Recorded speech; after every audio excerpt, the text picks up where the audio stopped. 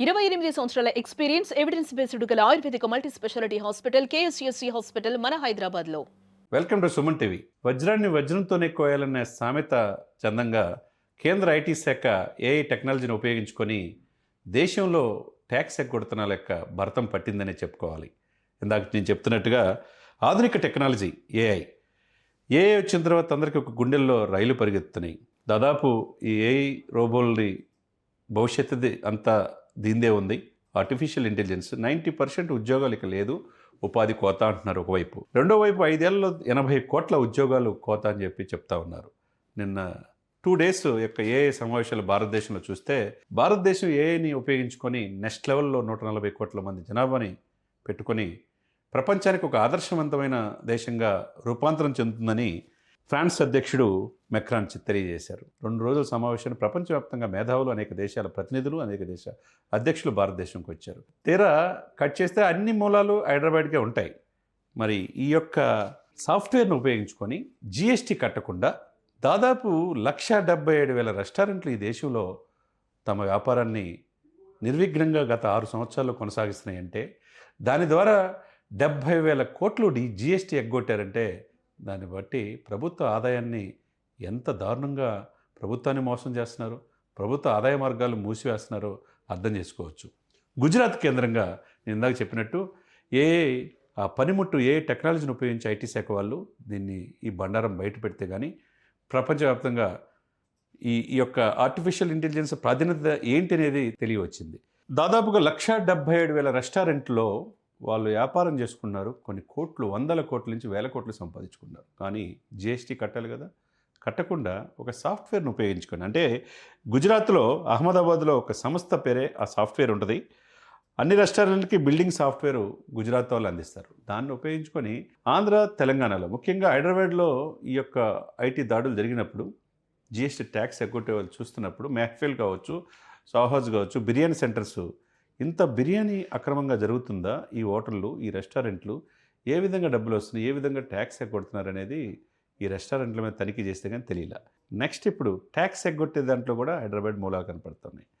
పేరు మోసిన, నేను ఇందాక చెప్పినట్టు మెహఫిల్ కావచ్చు, సాగోస్ కావచ్చు, ఇంకో బిర్యానీ సెంటర్స్ కావచ్చు, కట్ చేస్తే ఒక తెలుగు రాష్ట్రాలు, ఒక హైదరాబాద్, ఒక ఆంధ్ర, తెలంగాణ కలిపి 5,000 కోట్ల విక్రయాలు తక్కువగా చూపించి ట్యాక్స్ ఎగ్గొట్టారు. దీని ద్వారా ఆదాయం అంటే 40 రెస్టారెంట్లని ఐటీ శాఖ పరిశీలించింది. 400 కోట్ల రూపాయలు ఈ 40 రెస్టారెంట్లే ఈ పన్ను ఎగ్గొట్టారంటే జిఎస్టీ కట్టకుండా. మరి దీన్ని బట్టి ఉభయ తెలుగు రాష్ట్రాల్లో దేశానికి రావాల్సిన ట్యాక్స్ కట్టకుండా 5,000 కోట్ల విక్రయాలను తక్కువ చూపించి ట్యాక్స్ ఎగ్గొట్టినట్టుగా తెలిసింది. ఏదేమైనా కానీ టైం వస్తే కానీ ఈ పాపం పండదు అన్నట్టుగా పనిలేని ప్రపంచం కావచ్చు, ఆర్టిఫిషియల్ ఇంటెలిజెన్స్ ద్వారా ఏదైనా చేయొచ్చు అనేది ప్రపంచానికి తెలియజేశారు.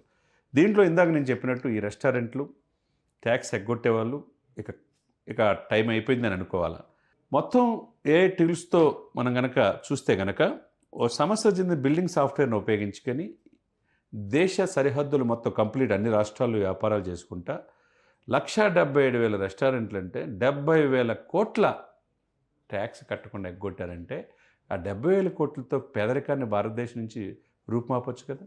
140 కోట్ల మంది జనాభాలో భారతదేశంలో నివసిస్తున్నందుకు 32,87,263 చదరపు కిలోమీటర్ విస్తీర్ణంలో గొప్ప దేశంలో మనం హ్యాపీగా ఉన్నందుకు, మనం హ్యాపీగా -°C ఆర్మీ, నేవీ, ఎయిర్ ఫోర్స్కి ఈ దేశం కాపాడుతున్నందుకు వాళ్ళకి శాలరీస్ ఇవ్వాలి కదా, మరి ట్యాక్సులు కట్టాలి కదా.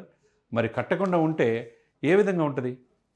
కాబట్టి ఇక్కడ మనం చూడాల్సింది ఏంటంటే, ఏదో ఒక రోజు ఈ ట్యాక్స్ ఎగ్గొట్టేలు పాపం పండిందన్నట్టుగా ఆర్టిఫిషియల్ ఇంటెలిజెన్స్ ఆ టూల్స్ అనేది ఒకటి ఉపయోగించి హైదరాబాద్లో ఈ రెస్టారెంట్ల మీద దాడులు చేసినప్పుడు ఈ మూలాలు గుజరాత్ నుంచి, ఢిల్లీ నుంచి, ముంబై నుంచి అన్ని రాష్ట్రాలకి 1,00,000 పైన రెస్టారెంట్లు ఇట్లా దుర్వినియోగం చేసి ట్యాక్స్ ఎగ్గొట్టారనేది తెలిసింది. ఏదేమైనా ఈ యొక్క అక్రమార్కులు, ట్యాక్స్ ఎగ్గొట్టేవాళ్ళు ఈ భారతదేశానికి ద్రోహం చేసినట్టే. కాబట్టి నేనేం చెప్తానంటే 2019-20 నుంచి స్టార్ట్ చేస్తే 2025-26 వరకు, ముఖ్యంగా ఈ 6 సంవత్సరాల్లో భారతదేశానికి జిఎస్టీ ట్యాక్స్ ఎగ్గొట్టిన రెస్టారెంట్లు 1,77,000 ఉంటే దాంట్లో 70,000 కోట్లు ఎగ్గొట్టారు. ఇక వాళ్ళ ఆగడాలు అడ్డుకట్టబడినట్టే ఉండాలి. ఏదేమైనా ఇందాక నేను చెప్పినట్టు వజ్రాన్ని వజ్రంతో కోయాలని ఆర్టిఫిషియల్ ఇంటెలిజెన్స్ ద్వారా ఇది దేశవ్యాప్తంగా సెన్సేషన్ అయింది. 70,000 కోట్లు ట్యాక్స్ ఎగ్గొడతావేటి, ముఖ్యంగా 5,000 కోట్లు ఉభయ తెలుగు రాష్ట్రాల్లో ట్యాక్స్ ఎగ్గొడతాం ఏంటి? ఏ విధంగా ఓటర్ సాఫ్ట్‌వేర్ ఉంది? ఈ సాఫ్ట్‌వేర్ ఎక్కడి నుంచి వచ్చింది? ఎగ్గొట్టడానికి మార్గాలు ఏ విధంగా ఉంది? ఎట్లా చేశారనేది ఐడెంటిఫై చేసినప్పుడు ఏఐఏ ఆర్టిఫిషియల్ ఇంటెలిజెన్సే దీన్ని పట్టించారు. కాబట్టి అక్రమార్కులు చాలా జాగ్రత్తగా ఉండాలి. ఆర్టిఫిషియల్ ఇంటెలిజెన్స్ వచ్చేసింది, రోజులు దగ్గర పడినాయి అన్నట్టుగా మీరు న్యాయంగా, న్యాయబద్ధంగా మీకు ప్రజల ద్వారా వచ్చే డబ్బుల్ని ఏ విధంగా విత్ జీఎస్టీతో సహా హోటల్కి వెళ్ళినప్పుడు ప్రతి ఫ్యామిలీ 10,000 నుంచి 15,000, 20,000 బిల్లు వేస్తున్నప్పుడు విచ్చలవిడిగా మీరు రేట్లు పెంచుతున్నప్పుడు మరి వాళ్ళు ట్యాక్స్ కడుతున్నారు కదా! ఆ కట్టింది మీరు ప్రభుత్వానికి కట్టడానికి ఏం నొప్పి అనేది అందరి నోట వినపడుతున్న మాట. ఏదేమైనా కానీ ఇది దేశవ్యాప్తంగా సెన్సేషన్‌గా అయింది. ఇమ్మీడియేట్‌గా కేంద్ర హోంశాఖ కావచ్చు, కేంద్ర ఐటీ శాఖ, కేంద్ర జీఎస్టీ కావచ్చు, అందరూ కూడా దీని మీద దృష్టి పెట్టి ఇంకా ఇటువంటి వ్యాపారాలు ఎక్కడెక్కడ జరుగుతూ ఉన్నాయి, హోటల్ ఇండస్ట్రీకే ఉందా, లేకపోతే హాస్పిటల్కి ఉందా, టూరిజంకి ఉందా, ఏ ఏ శాఖల్లో ఇట్లా అవినీతి చేస్తున్నారు, జీఎస్టీ కట్టకుండా ఏ విధంగా ఉన్నారనేది దృష్టి పెట్టినట్టు కేంద్ర నిఘా వర్గాలు చెప్తూ ఉన్నాయి. ఏదేమైనా కానీ రోజు వస్తే కానీ మంచి జరగదన్నట్టు గవర్నమెంట్కి మనకు రోడ్లు వేయాలన్నా, మనకు అవస్థాపన సౌకర్యాలు కల్పించాలన్నా, మన దేశం సైన్యానికి బడ్జెట్లు నిధులు కేటాయించాలన్నా, పేదరికాన్ని రూపుమాపాలన్నా, స్వర్గీయ అంబేద్కర్ గారు రాజ్యాంగ రూపశిల్పి కింద స్థాయి వరకు ఎప్పుడైతే ఫలాలు అందుతాయో అప్పుడే నిజమైన స్వాతంత్రం అని చెప్పాడు. జవహర్లాల్ నెహ్రూ గారు కూడా అదే చెప్పాడు. సర్దార్ వల్లభాయ్ పటేల్ చెప్పాడు.